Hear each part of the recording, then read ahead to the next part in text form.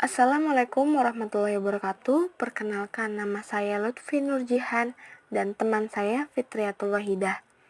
Di sini kami akan membahas bab 4 tentang konsep nilai aksiologi dalam pendidikan Islam. Poin D, nilai menurut beberapa ahli. Poin E, karakteristik dan tingkatan nilai. Poin F, jenis nilai aksiologi sebagai cabang ilmu filsafat. Poin D, nilai menurut beberapa ahli. 1. Nilai dan pendidikan menurut kaum idealis. Kaum idealis berpendirian bahwa pendidikan dan nilai memiliki hubungan signifikan dengan hakikat dan tujuan hidup manusia yang memang merupakan ide kebaikan tertinggi manusia. Sesungguhnya telah ada bersamaan dengan kemunculan dirinya di dunia. Bagi aliran ini, nilai apapun yang ada di dunia ini selalu bersifat tetap dan tidak berubah-ubah atau absolut. Sesuatu yang baik, bajik, yang benar, dan yang cantik atau bahkan yang menyenangkan dan lain sebagainya tidak dapat berubah secara fundamental dari generasi ke generasi, dari masyarakat yang satu ke masyarakat yang lain.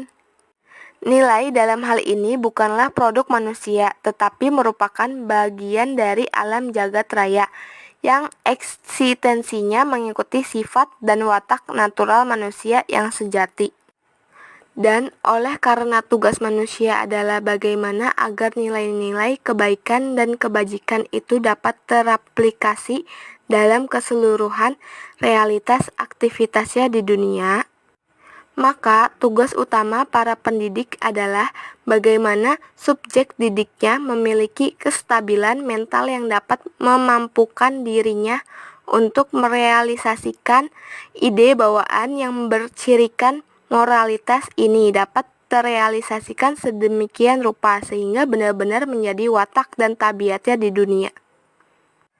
Plato sebagai salah satu tokoh yang disebut sebagai bapak idealis mengatakan bahwa nilai-nilai kebaikan dan kebajikan bukanlah sesuatu yang dapat diajarkan seperti mengajarkan pengetahuan sains, tetapi lebih berupa pelatihan-pelatihan, pembiasaan-pembiasaan, dan penyontohan dalam realisasi antar individu dalam masyarakat.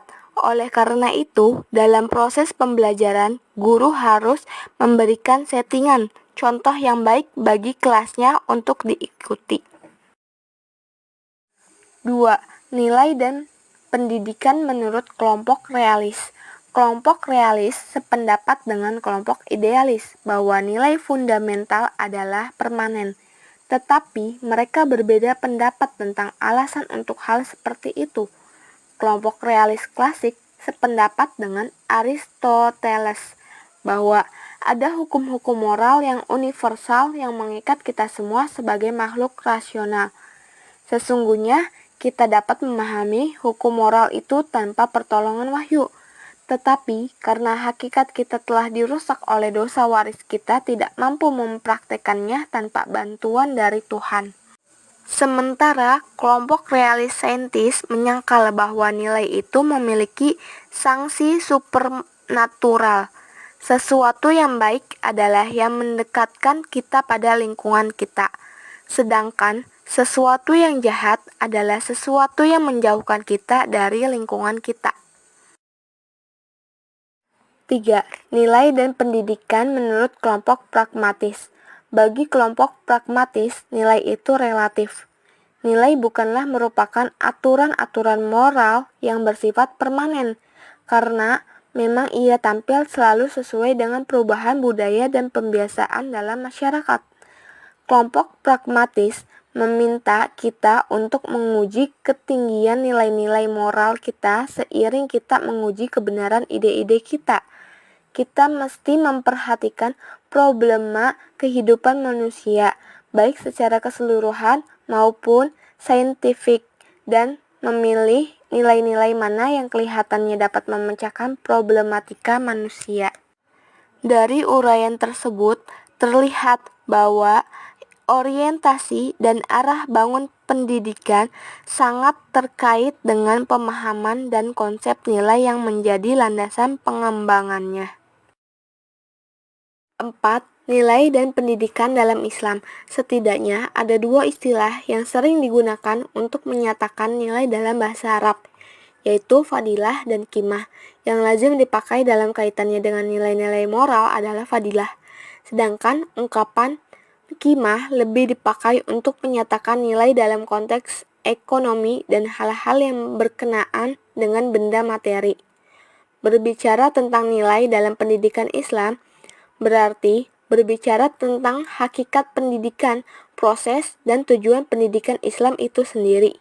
Hakikat pendidikan Islam hampir sama dengan tujuan pendidikan Islam. Ahmadi menjelaskan bahwa pendidikan Islam adalah segala usaha untuk memelihara fitrah manusia, serta sumber daya insani yang ada padanya menuju terbentuknya manusia seutuhnya, atau insan kamil, sesuai dengan norma Islam. Begitu juga dengan hakikat tujuan pendidikan Islam yang oleh Zakiyah Darajat adalah untuk membentuk kepribadian seseorang menjadi insan kamil dengan pola takwa. Berikutnya, dalam proses pendidikan Islam, mestilah berlandaskan dengan nilai-nilai Islam, yaitu yang berlandaskan Al-Quran dan hadis Nabi SAW. Pendidikan sebagai suatu kegiatan mulia dalam Islam selalu mengandung nilai-nilai kebaikan dan kebajikan bagi kemanusiaan, karena memang aktivitasnya selalu hendak menjadikan manusia sebagai makhluk yang bernilai moral, baik dalam fungsinya sebagai mu'abid, khalifah fil ard maupun imarah fil ard. Dalam konteks pendidikan Islam, nilai-nilai moral keagamaan menjadi bagian yang integral dalam setiap gerak usaha kependidikan yang secara struktural formal tidak hanya tercantum dalam tujuan institusional pendidikan saja, tetapi hendaknya juga terjalin erat dalam setiap denyut nadi aktivitasnya. Moral atau akhlak adalah nilai-nilai dan norma-norma yang menjadi pegangan bagi seorang atau kelompok dalam mengatur tingkah lakunya. Moral berkenaan dengan kegiatan-kegiatan manusia yang dipandang sebagai buruk atau baik, benar atau salah, tepat atau tidak tepat, atau menyangkut cara seseorang bertingkah laku dalam hubungan dengan orang lain. Nilai dalam konteks Islam terbagi kepada dua hal, yaitu yang tetap dan yang tidak tetap. Yang pertama disebut dengan nilai-nilai yang wajib yang entitasnya telah disepakati dan jelas, disebut juga nilai mutlak. Sedangkan yang kedua bersifat fleksibel dan lahir dari dinamika masyarakat, disebut juga sebagai nilai muqayyad. Pada hakikatnya, nilai tidaklah timbul dengan sendirinya, karena ia menunjuk pada sikap penerimaan atau penolakan seseorang atau sekelompok orang terhadap suatu realitas hubungan subjek-objek yang prosesnya tidak dapat dilepaskan dari pengetahuan dan wawasan subjek penentu nilai. Oleh karena itu, nilai akan selalu berkembang dan berubah seiring dengan kecenderungan dan sikap mental individu-individu dalam suatu masyarakat. Poin E. Karakteristik dan tingkatan nilai. Ada beberapa karakteristik nilai yang berkaitan dengan teori ini, yaitu 1. Nilai objektif atau subjektif. Nilai itu objektif jika ia tidak bergantung pada subjek atau kesadaran yang menilai. Sebaliknya, nilai itu subjektif jika eksistensinya, maknanya, dan validitasnya tergantung pada subjek yang melakukan penilaian, tanpa mempertimbangkan apakah ini bersifat psikis atau fisik. 2. Nilai absolut atau berubah. Suatu nilai dikatakan absolut atau berubah apabila nilai yang berlaku sekarang sudah berlaku sejak masa lampau dan akan berlaku serta bebas sepanjang masa, serta akan berlaku bagi siapapun tanpa memperhatikan ras maupun kelas sosial. Di pihak lain, ada yang beranggapan bahwa semua nilai relatif, sesuai dengan keinginan atau harapan manusia. Terdapat beberapa pandangan yang berkaitan dengan tingkatan nilai sebagai berikut. Yang pertama, kaum idealis. Kelompok ini berpandangan secara pasti terhadap tingkatan nilai, di mana nilai spiritual lebih tinggi daripada nilai non-spiritual atau nilai material. Kedua, kaum realis. Kelompok ini menempatkan nilai rasional dan empiris pada tingkatan atas, sebab membantu manusia menemukan realitas objektif, hukum-hukum alam, dan aturan berpikir logis. Ketiga, kaum pragmatis. Kelompok ini berpendapat bahwa suatu aktivitas dikatakan baik seperti yang lainnya apabila memuaskan kebutuhan yang penting dan memiliki nilai instrumental. Kelompok ini sangat sensitif terhadap nilai-nilai yang menghargai masyarakat. Poin F. Jenis nilai aksiologi sebagai cabang ilmu filsafat. Nilai aksiologi sebagai cabang filsafat dapat dibedakan menjadi dua, yaitu 1. Etika dan pendidikan. Istilah etika berasal dari kata ethos, berasal dari bahasa Yunani yang berarti adat kebiasaan. Dalam istilah lain, para ahli yang bergerak dalam bidang etika menyebutkan dengan istilah moral, berasal dari bahasa Yunani, juga berarti kebiasaan. Etika merupakan teori tentang nilai, pembahasan secara teoritis tentang nilai, ilmu kesusilaan yang memuat dasar untuk berbuat susila, sedangkan moral pelaksanaannya dalam kehidupan. Jadi, etika merupakan cabang filsafat yang membicarakan perbuatan manusia, cara memandangnya dari sudut baik dan tidak baik. Etika merupakan filsafat tentang perilaku manusia. Antara ilmu pendidikan dan etika memiliki hubungan erat. Masalah moral tidak bisa dilepaskan dengan tekad manusia untuk menemukan kebenaran, sebab untuk menemukan kebenaran dan terlebih untuk mempertahankan kebenaran diperlukan keberanian moral.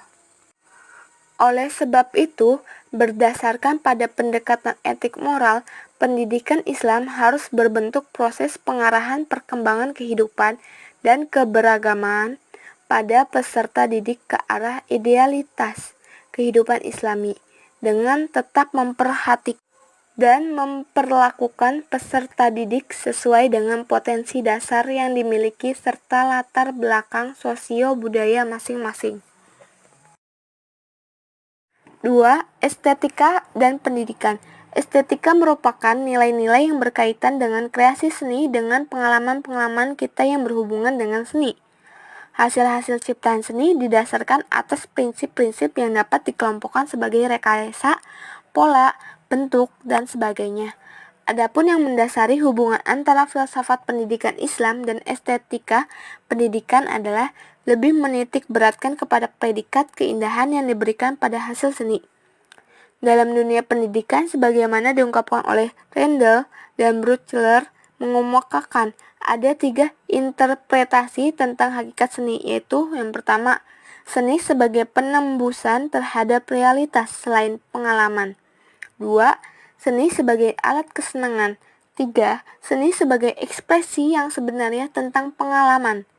Namun, lebih jauh dari itu, maka dalam dunia pendidikan, hendaklah nilai estetika menjadi patokan penting dalam proses pengembangan pendidikan, yakni dengan mengemukakan pendekatan estetis moral, di mana setiap persoalan pendidikan Islam coba dilihat dari perspektif yang mengikut sertakan kepentingan masing-masing pihak, baik itu siswa, guru, pemerintah, pendidik, serta masyarakat luas. Ini berarti pendidikan Islam diorientasikan pada upaya menciptakan suatu kepribadian yang kreatif berseni sesuai dengan Islam.